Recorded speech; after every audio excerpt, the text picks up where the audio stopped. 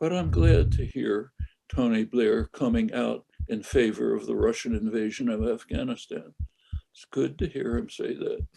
If you look back at the highly credible reports of the last years of the Russian invasion, there were schools, there was development, women were liberated in Kabul, they could wear any clothes they wanted, they could go to the university.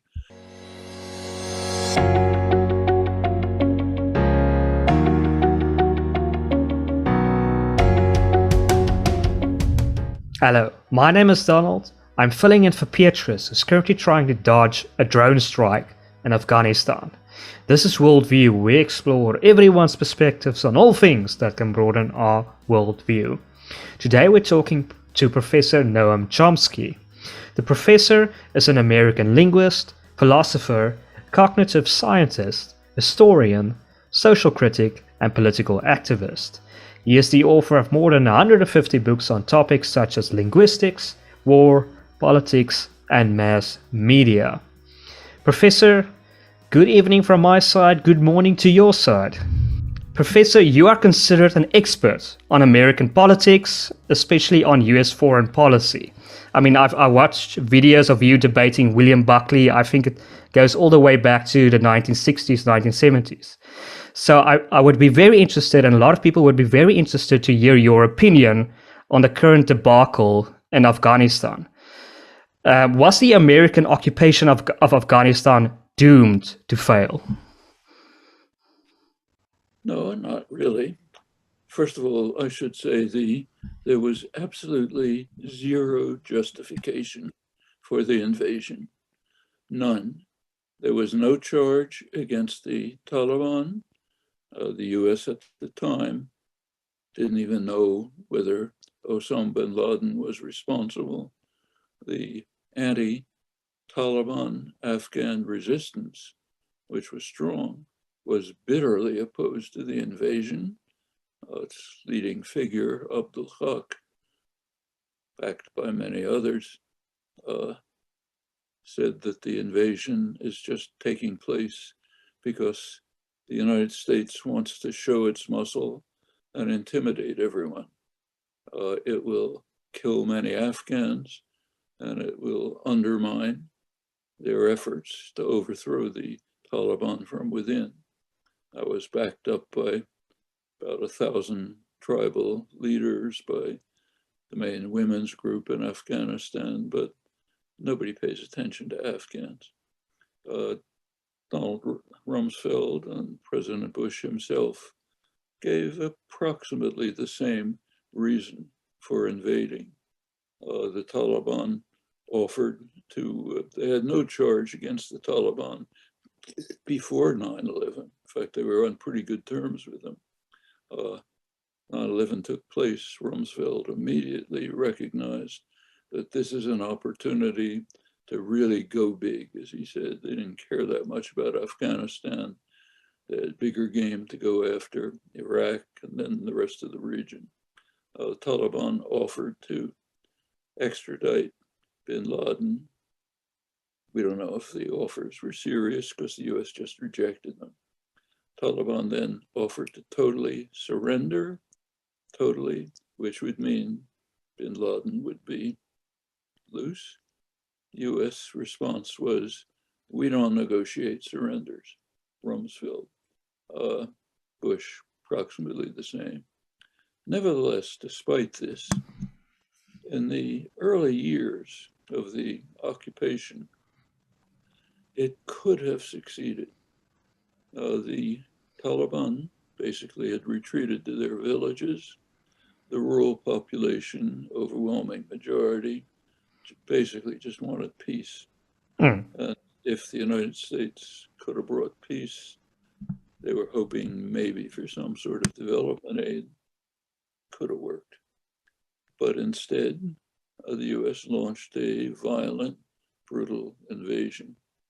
Attacks by US Special Forces on night attacks, invading apartments, terrorizing people, bombing attacks that killed civilians. pretty soon they had, in fact, there's a very good study of this by Anand Gopal, one of the few journalists who was on the ground the whole time, wrote an excellent book in which he described what was happening. It's a tribal society. The invasion, American invasion, led to lots of local warlords and being established. Some of them wanted to eliminate their enemies. So what they would do is inform the American forces that the enemy was cooperating with the Taliban, and the US would send massive forces in, smash everything up, kill a lot of people, recruit for the Taliban, which is, of course, what happens. You break into a house at 2 a.m., smash the place up, you kill somebody, father will join the Taliban, okay? So there was an opportunity. It was squandered. And it just turned into basically a war of occupation. It was pretty obvious that the whole thing was going to collapse right away.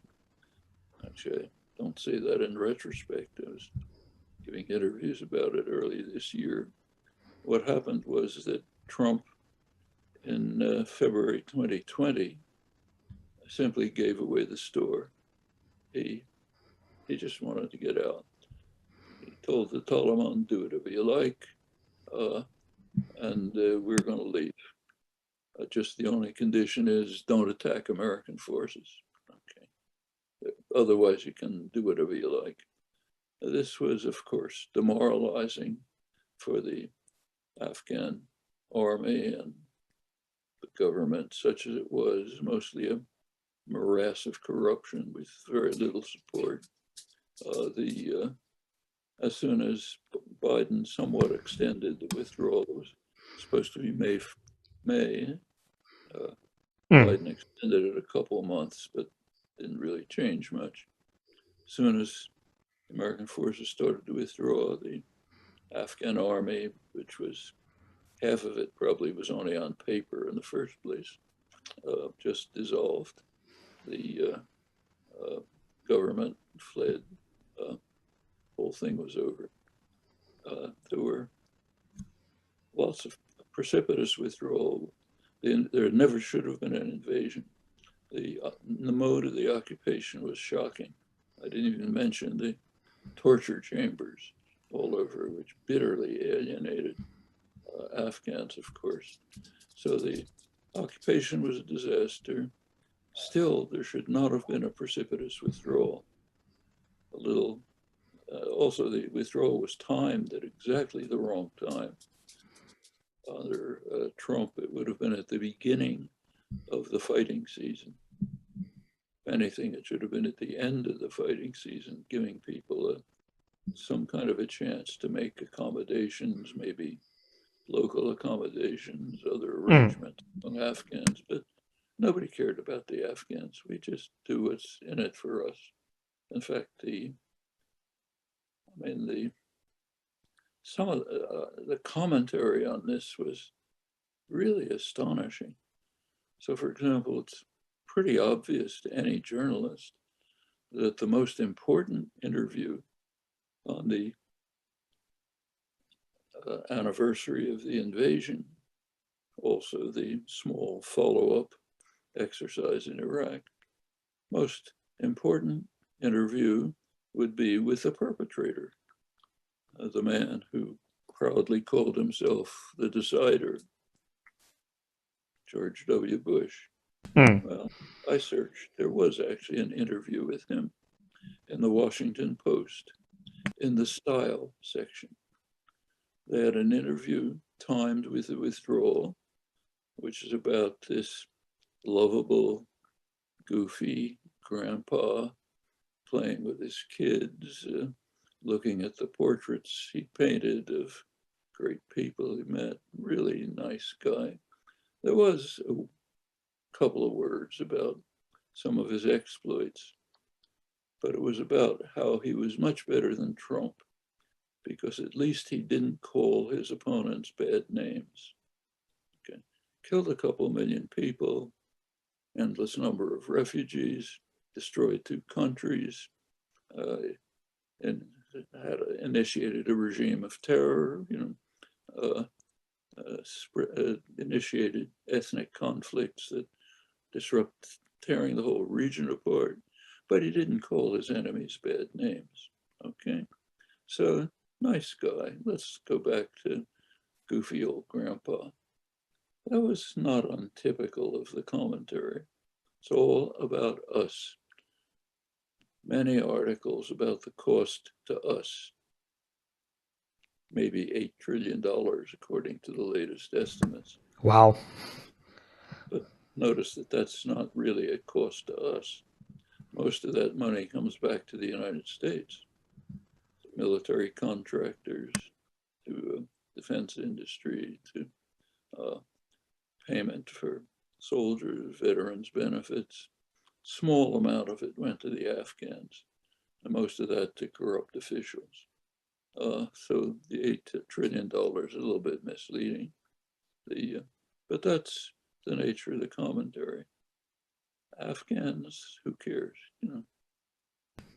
And many are now comparing Kabul with Saigon, the withdrawal from Saigon with the withdrawal of Kabul. As someone who was alive during, and I believe you protested the Vietnam War, which withdrawal do you think was worse? The Vietnam, the Saigon withdrawal, or the Kabul withdrawal?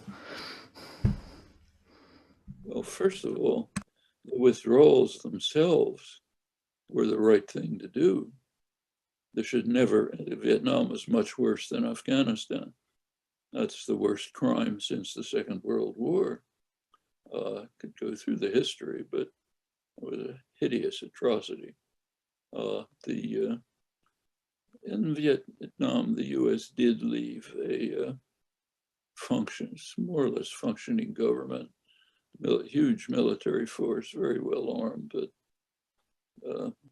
and it actually held out for a couple of years. But it's a very different situation. But what happened in Vietnam was the U.S. had essentially wiped out the Southern resistance, and all that was left was North Vietnamese. So it ended up with a war between the North Vietnamese and the Saigon army that the U.S. had established. Nothing like that in Afghanistan. But the real crime in Vietnam was wiping out the South. The attack on the North was bad enough, but it was nothing like the attack on South Vietnam. In fact, by late 1966, the leading specialist on Vietnam, the most respected of them, Bernard Pho, Vietnamese expert, military historian, about the only expert recognized by the Pentagon as civilian one, as serious. He, in 1966, he wrote that he doubted that Vietnam could survive as a cultural and historic entity under the worst, most severe attack that had ever been launched against a country that size. War went on for almost a decade after that. So there should never have been an intervention. It started with Truman, built up under Eisenhower, escalated very sharply under Kennedy. By then it was all devastating. So I don't really think there's much of a comparison. Actually, a closer comparison would be what happened to the Iraqi army when a huge army, a couple 100,000 people, heavily armed, as soon as a few hundred jihadis came racing towards them, waving rifles and pickup trucks, they disappeared. Officers ran away, soldiers followed.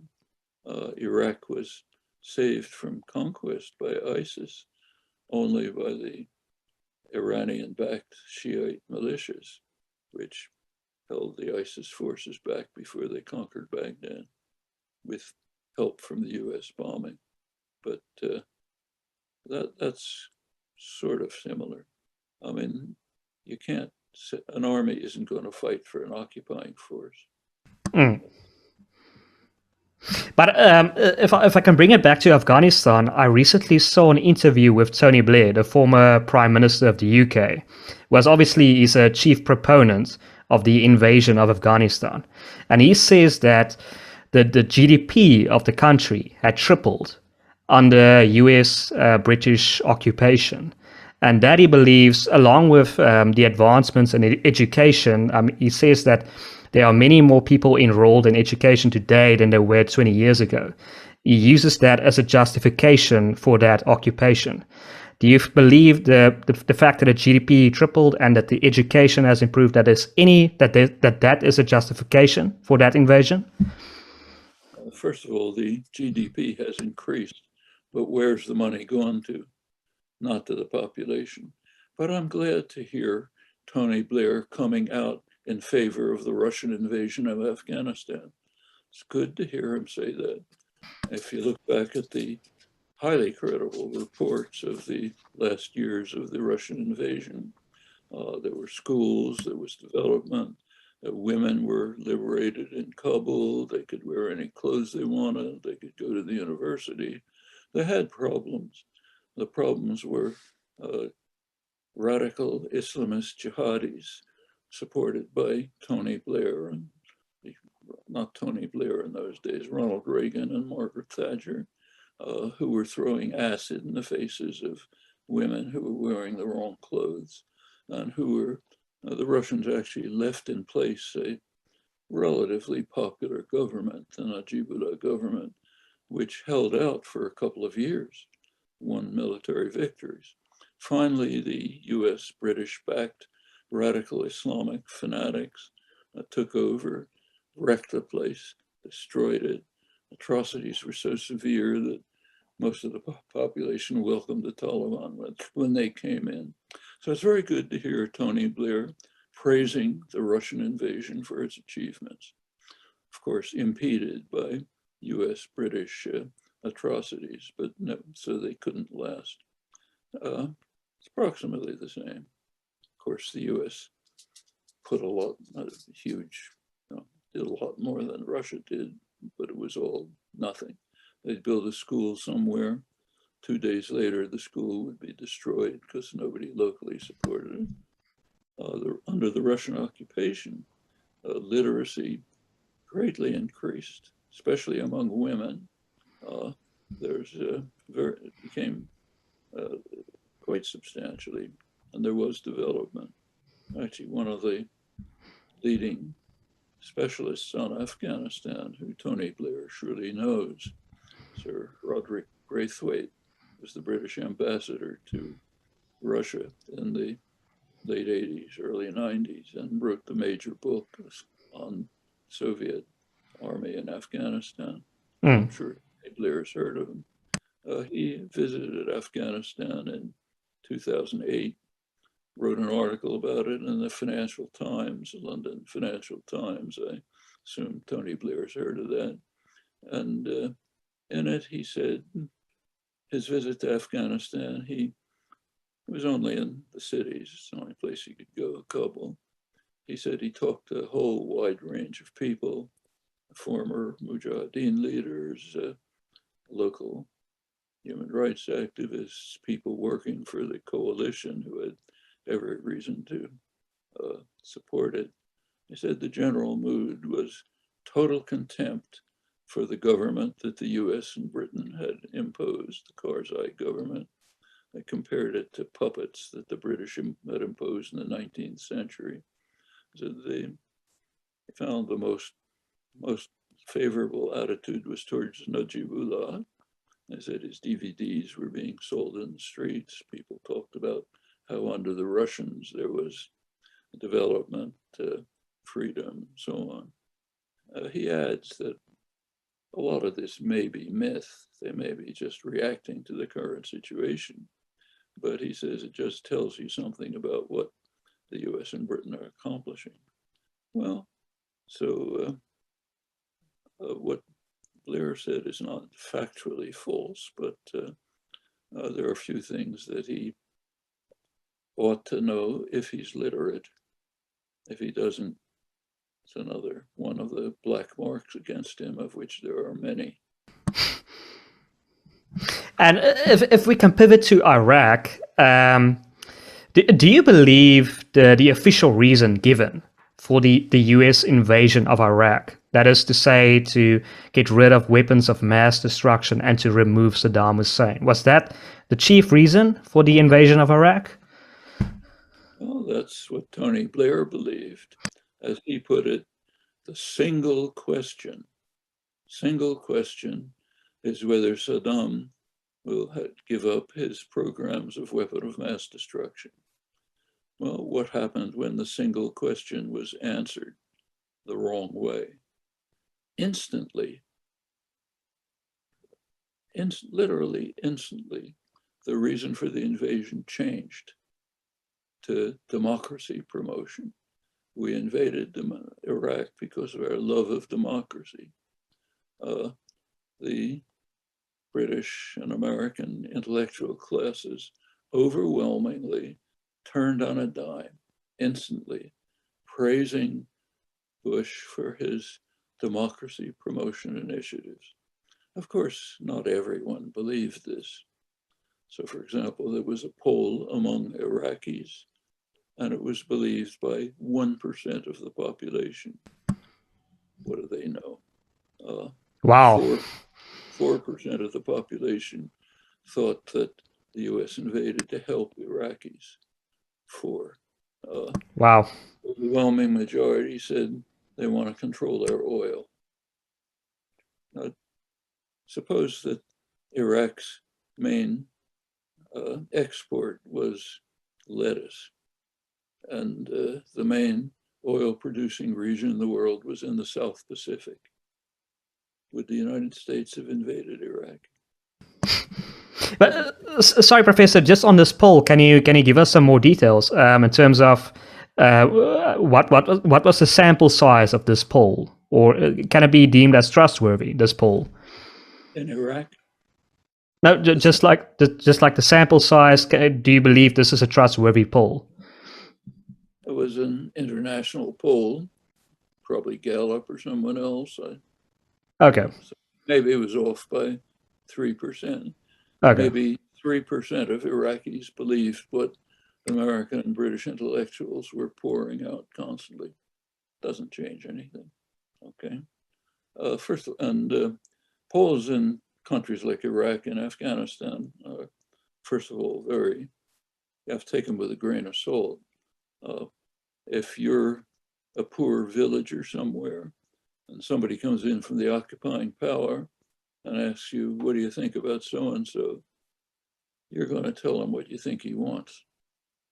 Okay, not hard to figure out. Anybody who's interviewed refugees knows this. I've interviewed Laotian refugees.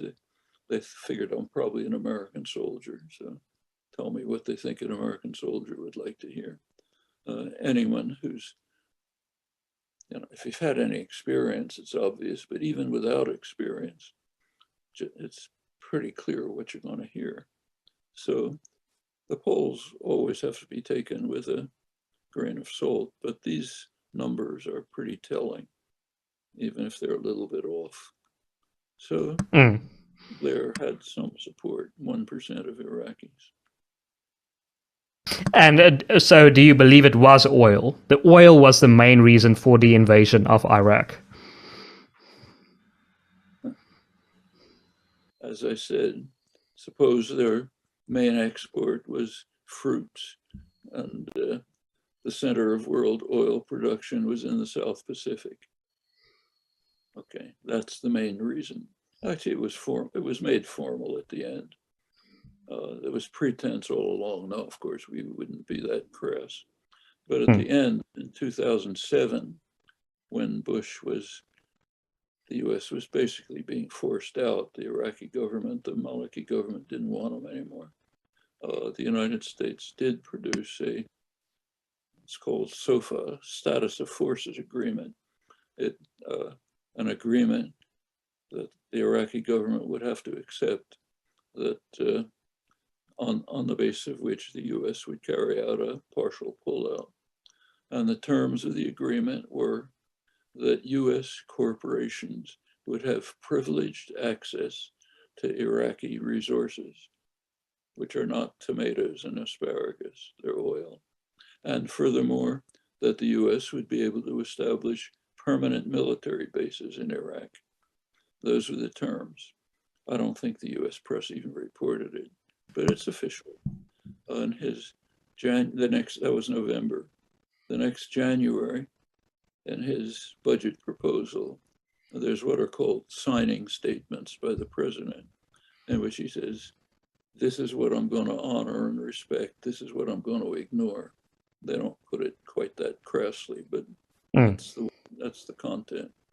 And the thing that Bush emphasized is the SOFA agreement. No matter what Congress decides, we're going to stick to that because that's what matters. Well, Iraq didn't accept it. Okay, but that was the official reason, finally acknowledged, silenced, of course. It's not the right story. The right story is we made a mistake, blunder.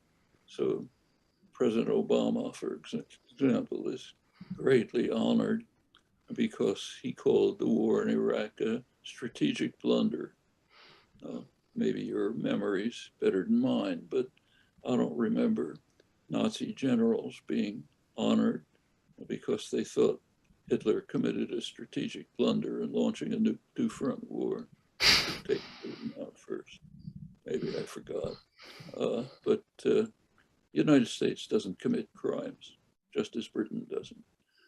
They may make errors, mistakes, but can't commit crimes by definition. Britain has a lot of experience with this. They've been carrying on this act for half a millennium, practically. Take a look at Britain. British wealth. What does British wealth come from? Starts with piracy during the Elizabethan age. Much of British wealth was brought there by heroes like Sir Francis Drake, who were simply pirates. Then it turned to slavery. Sugar, tobacco, cotton, the most hideous system of slavery in human history. Then it turned to the major narco-trafficking operation in the world's history, to opium and conquer much of India to get near monopoly of the opium trade so they could force it into China by gunboats. A lot of British wealth, the rich families, American families come from that. Now that's Britain's wealth. I won't talk about the atrocities, the Victorian famines in India, for example. Tens of millions of people killed. India deindustrialized, one atrocity after another. Do you read about it in school? No. Oh, well, we did in South Africa. Now it's barely beginning after a couple hundred years. If you look back at the time, not at all. Even the most honorable people like, say, John Stuart Mill, really outstanding person, one of the great Western intellectuals. Take a look at what he wrote about intervention. He wrote an essay on intervention in 1857, I think it was, which everyone should read. He said, note the date, 1857. That was the time of some of the worst British atrocities and the horrendous atrocities in putting down what was called the Indian Mutiny. Mill, of course, knew all about this. He was an officer of the East India Company. It was all over Parliament and knew all about it, of course.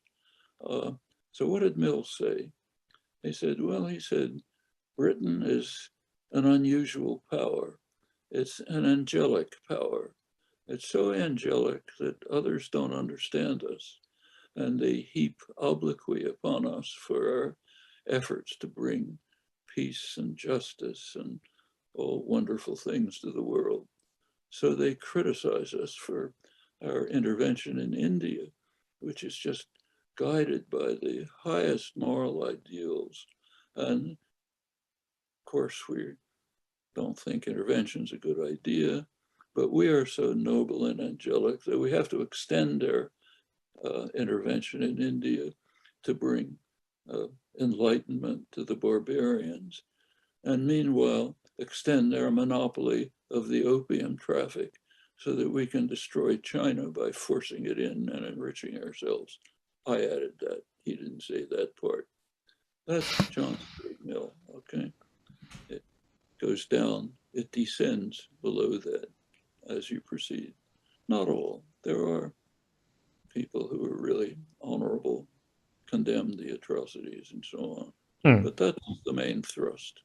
And if you go to school in England, go to Oxford, that's your picture you get. Well, there's something called American exceptionalism. You're supposed to believe in it if you're an American. I mean, of course, it's historically total nonsense, but it's also not exceptional. Every other great power was the same. The French, when they were carrying out their civilizing mission, at the same time that the top French general was calling for extermination of the people of Algeria. That's the civilizing mission. I mean, if we had records from Attila the Hun, we'd probably be saying the same thing. So there's no exception, nothing exceptional. It's normal. And the educated classes almost always fulfill their duty. Sometimes in the most amazing ways. Like take the First World War, like 1914. Every country involved in the war, Britain, France, Germany, those minor countries, the intellectuals rallied enthusiastically in favor of their side. The famous manifesto of 94, I think, leading German intellectuals saying, we're the country of Beethoven, Goethe, peak of civilization. You have to understand that we're, of course, right. Same in Britain, when the United States got into war, the same thing. Liberal intellectuals, John Dewey's circle, the Republic, lauding the war as the first war in history, which was not sponsored by the military or the industrialists, but by the intelligent men of the community who considered it carefully and recognized that it was right and just for us to join the war because we're so magnificent. Now, there was a scattering of people who disagreed. They all most of them ended up in jail, like Russell in England, Liebknecht in Luxembourg in Germany, Eugene Debs in the United States. And that's the intellectual classes. So it's not a surprise that when the single question changed from weapons of mass destruction to bringing democracy to the Iraqis, everyone jumped on board quickly. Not everyone, of course, almost everyone. I think a relevant quote here might be from Napoleon, who said that history is written by the winners. I might be paraphrasing that, but I believe Napoleon said that. But I would be interested to hear your opinion on the Israeli-Palestinian conflict, because we see a lot of outlets in the US, the conservative outlets, right-wing outlets, that say that the main reason why that conflict is still ongoing is because of Palestinians' unwillingness to accept a two-state solution, right? To divide Israel and Palestine and Palestine and Israel. Is that a legitimate criticism? It's very simple to check. We have a pretty open society. You can look at things like the United Nations records. You find, for example, that in January 1976, not the first one, January 1976, the Security Council debated a resolution calling for a two-state settlement on the internationally recognized borders with guarantees for the right of each state, Israel, Palestine, to live, to exist in peace and security within secure and recognized borders, supported by the Arab confrontation states, Egypt, Syria, Jordan. PLO gave it tacit support, didn't object. It was vetoed by the United States. The PLO condemned the tyranny of the veto. Israel was so strenuously opposed, it refused even to attend the session. Prime Minister Rabin said, we're never going to negotiate anything with Palestinians, certainly not a Palestinian state. It's the prime minister. This is the labor government, Golda labor movement, very hawkish. At the time, they were planning programs of settlement in the Sinai, new city, all Jewish city, Yamit and the Mediterranean, Kibbutzim, other settlements, all the way through, driving out the Bedouins. They didn't want to be blocked in that. Chaim Herzog, another Dove, later president, he practically had a tantrum. He said the resolution was initiated by the PLO in order to destroy Israel. A fantasy, but it gives you an idea of the way Israel was looking at it. Well, I won't run through the whole record, but that's it. So, for example, take another case. In 1988, the Palestinian National Council actually essentially formally recognized Israel. There were flaws in the way they did it, but certainly an opening. How did Israel react? There was a coalition government. Shimon Peres, the great Dove, and Yitzhak Shamir, they reacted. They didn't respond to the Palestinian declaration. That would be beneath contempt. But they issued a declaration saying there will never be another Palestinian state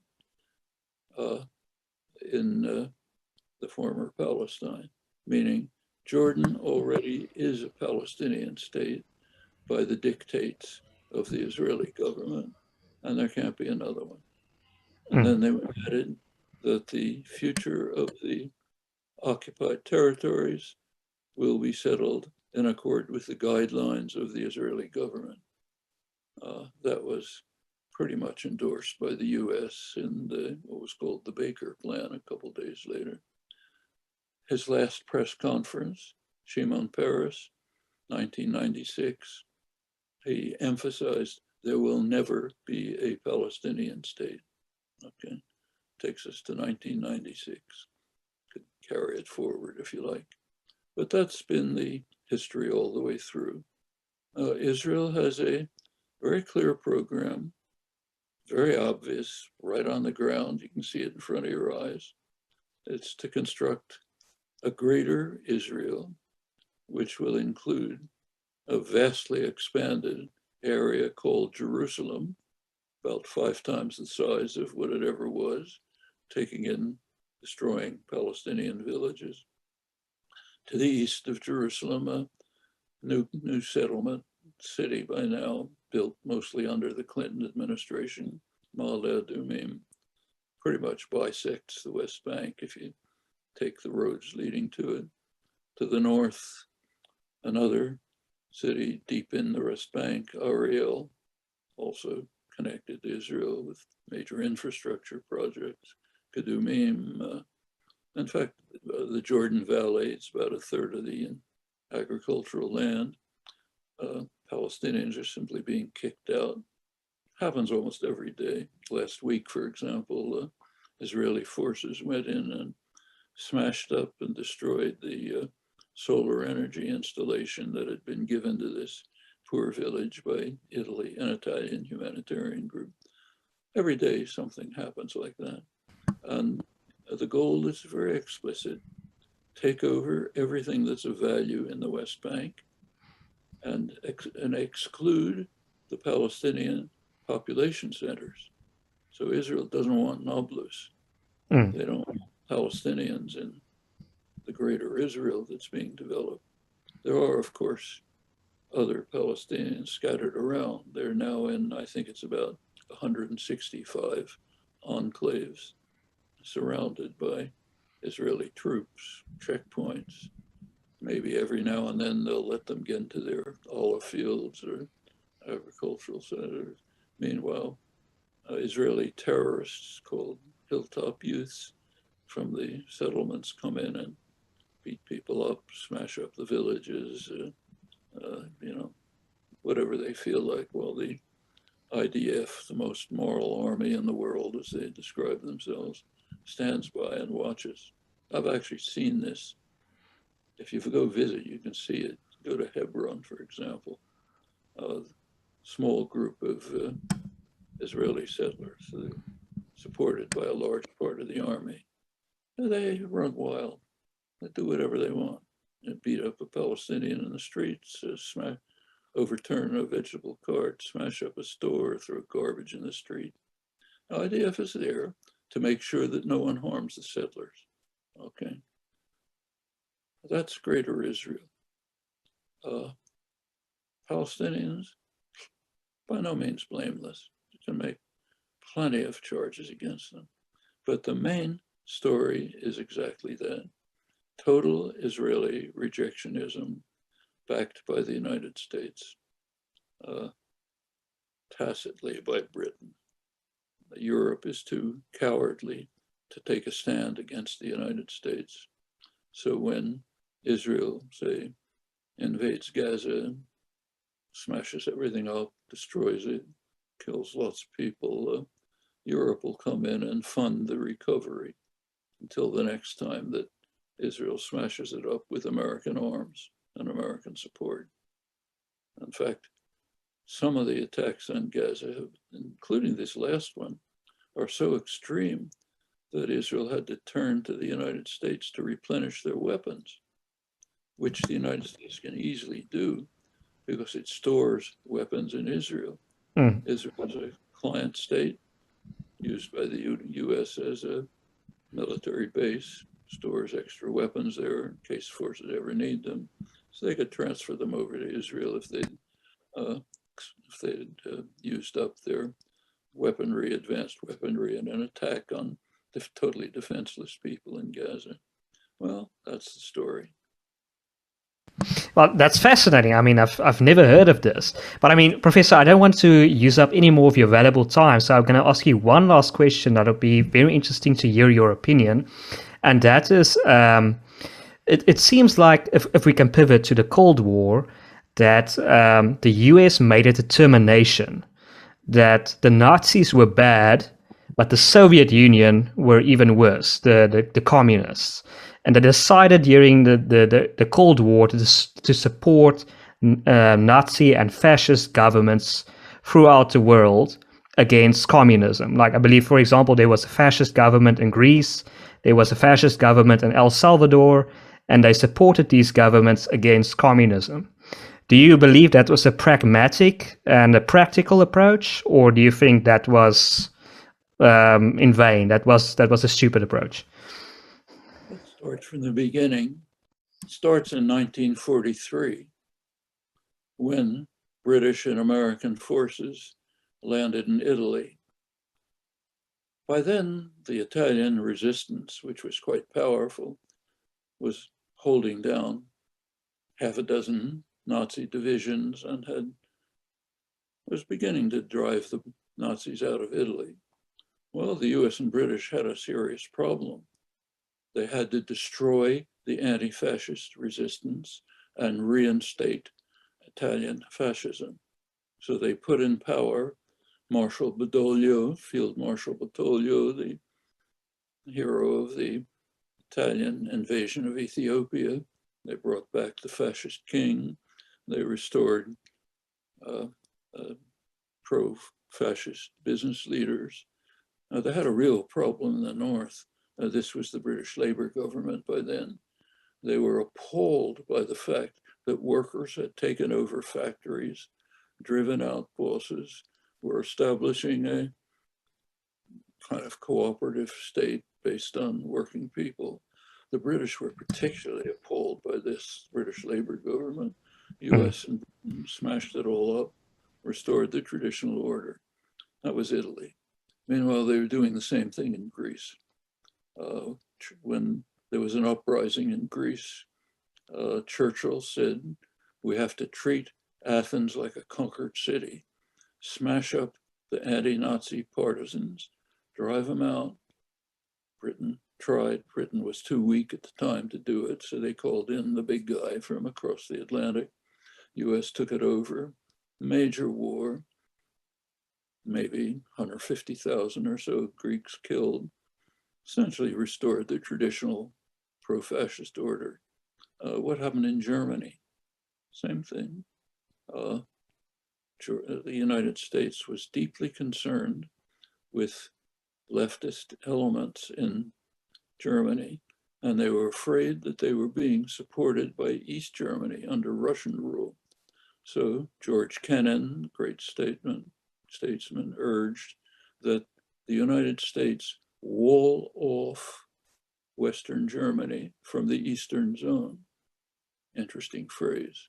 In order to prevent the spread of labor-right and leftist ideas to Germany. You have to understand that after the war, depression and the war, there was a major wave of sort of radical democracy over much of the world. We'd been through this horrible situation. We don't want to go back to what there was. In the West, it's called communism, whatever that's supposed to mean. Actually, the Russians were just as opposed to it as the Americans. They didn't want radical democracy, certainly didn't want socialism or communism. In fact, it goes far back. The Spanish Civil War, there was a popular revolution, leftist revolution. The communists were in the lead in destroying it. 1937, communists were the party of the police force, the merchant class, and so on. Actually, Orwell has a pretty good description of this. He was there at the time. Communists, so-called communists, the last thing in the world they wanted was anything remotely like communism or socialism. So they carried out similar policies in their own domains.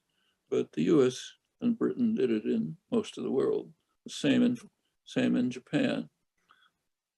Under US occupation, there was a couple of years of Japanese democracy. Labor unions were formed, a labor movement, cooperative movement started. There was worker takeovers of industry.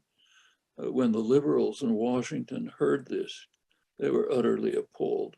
They called it all off, carried out what was called the reverse course, basically reinstated Japanese fascism, crushed the unions, placed the place under a business-run dictatorship, mostly fascist. And take a look at Western Germany. Who was in the government? Former Nazis, all the way up to the top. Huge number of them. Including Adenauer. I'm not sure I think he was sympathetic to the Nazis. I don't know how much he participated, but major Nazi figures were right there. I think it was maybe something like 40% of the German government by the 50s and so on. Actually, in East Germany, they suppressed them. It's due to their own autocracy. They didn't want Nazis. They wanted their own counterparts. But in Western Germany, it was basically restoring the fascist order. In fact, that was done, this is cutting corners. It's more complex than this. But that was the main part. There was formal democracy, of course. There are many other things you could look at about the Cold War. So, for example, in 1952, Stalin made an astonishing offer. He offered to allow Germany to be unified. Remember, Germany alone had practically wiped out Russia just a couple of years before, second time in the century. Said Germany could be unified. Some talk about maybe elections, which he would certainly lose. One condition, that Germany not join a hostile military alliance, NATO. Okay, pretty reasonable condition when you look just at, or forget plain security. Just think what had happened when Germany alone attacked Russia. So the condition don't join a military alliance. Came at a bad time for the United States. The US was just pushing through a huge increase in the military budget, so it was silenced. Almost no talk about it. There was one scholar, very respected scholar, James Warburg. He brought it up. He said, look, we should look into this, see if it's serious. Wrote a book about it called Germany, Key to Peace. He was a highly respected figure from a big banking family, recognized scholar. He was either ignored or ridiculed. Anyone who bothered to mention it was just dismissed as a lunatic, me in particular, by left journals, incidentally, like Dissent. Well, the Russian archives finally came out.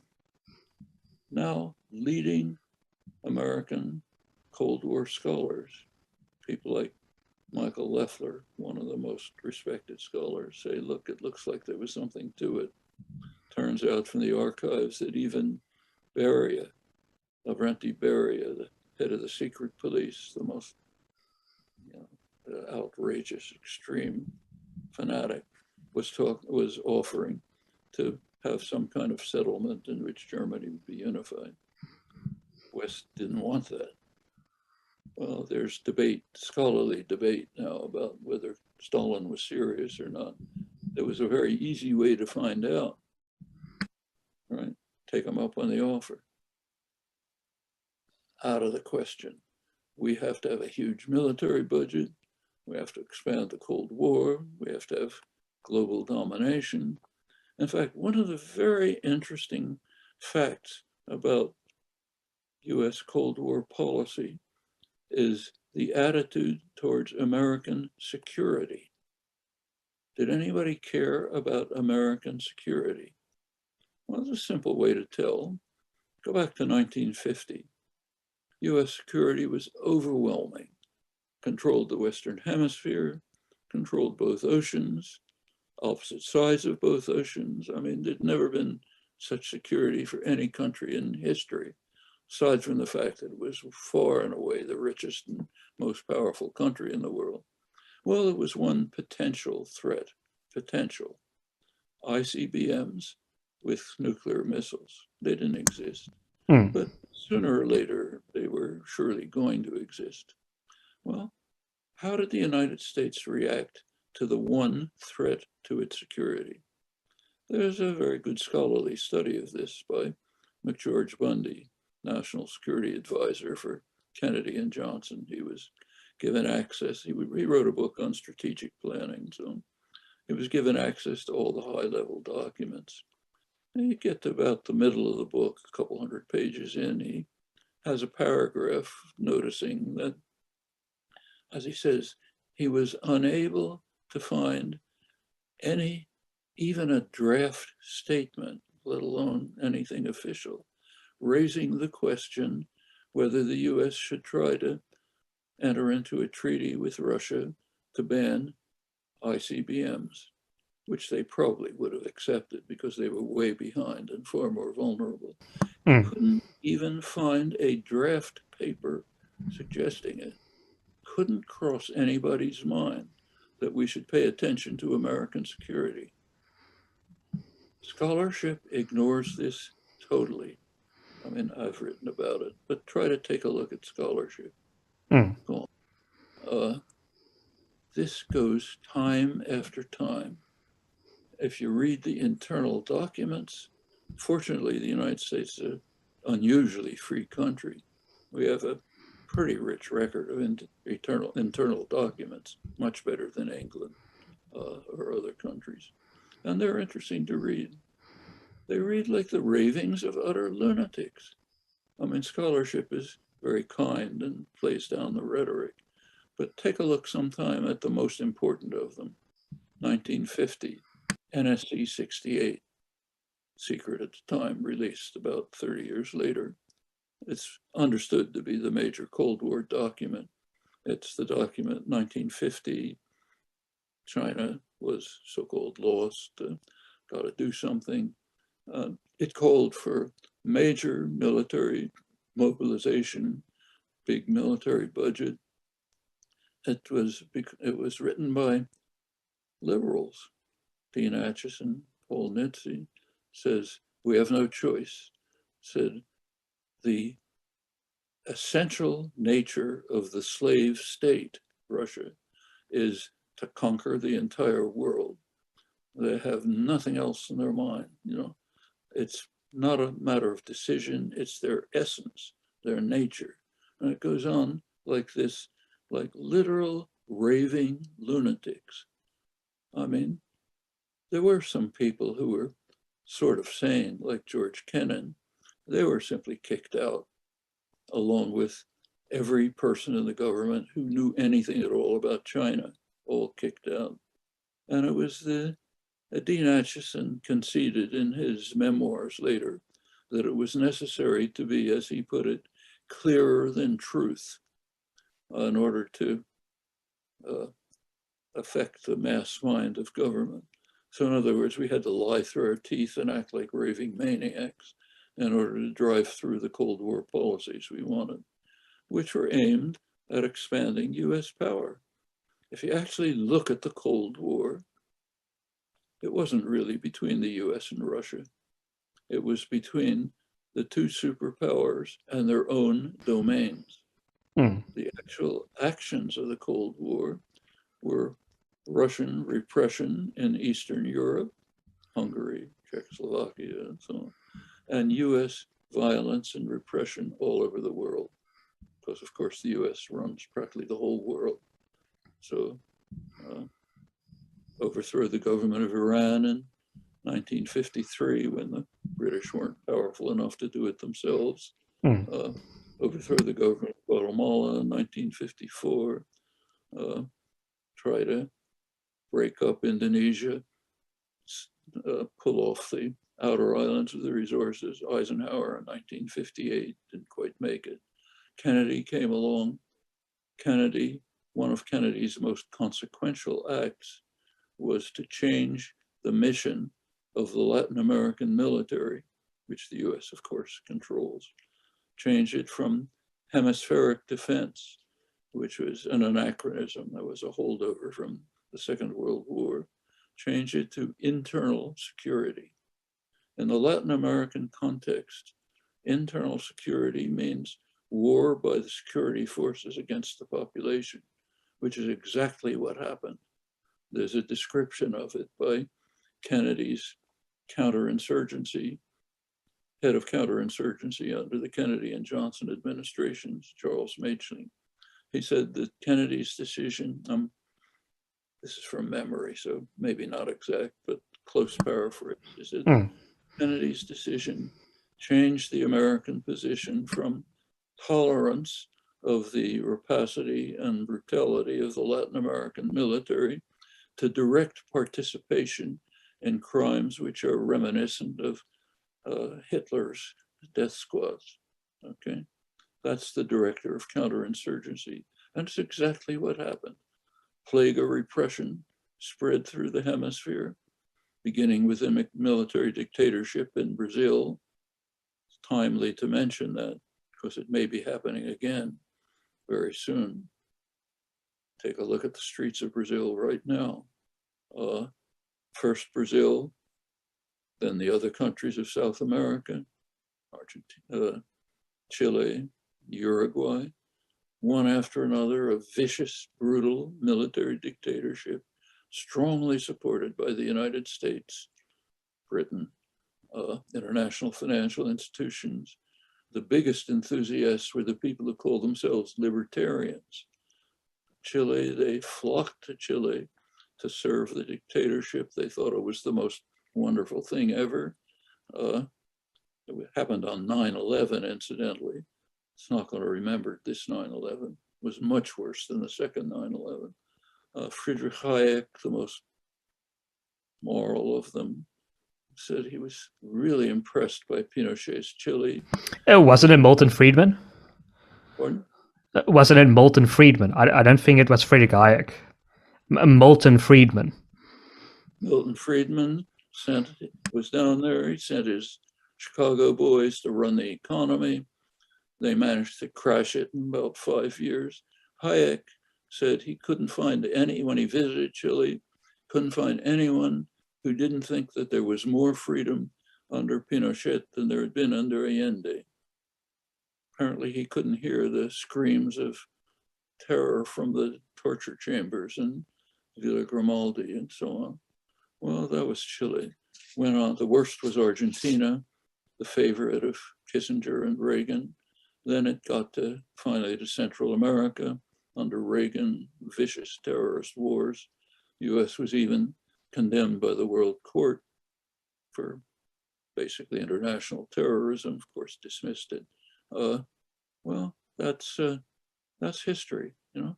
It's not the way we're taught, but that's history. Well, that's fascinating, Professor. I mean, this has been such a fascinating conversation. And yeah, I don't want to use any more of your valuable time. So if there's anything you would like to plug or add, or if there's one question you'd like to answer that I didn't ask you, I want to give you one last opportunity to do that. I would have just one small word of advice. We're lucky. We live in fairly free societies. People like you and me are privileged. We have a lot of privilege, otherwise we wouldn't be doing this, okay? That gives us responsibility. Privilege confers opportunity. Opportunity confers responsibility. The facts are out there. They're not concealed. You can find them. You're not going to read it in your history book, your class text, but you can find it. You're not going to see it in the newspapers, but you can find it. You can bring it to the population. You can hold up a mirror to the population, say, look, this is who we are. Other people understand it. Global South understands it. They understand it very well. Travel there, you see it right away. Just like those Iraqis who reacted to democracy promotion. But we can see ourselves too, and that matters. We're the ones who dominate the world. And what we do matters enormously, especially in times of crisis like this one. So let's figure out who we are honestly, fairly, and act accordingly. Well, thank you, Professor. That's a very interesting and powerful message. And to our viewers, if you've made it this far, please consider liking this video, sharing it as widely as possible, and subscribing to our channel. My name is Donald, and this has been WorldView. Thank you.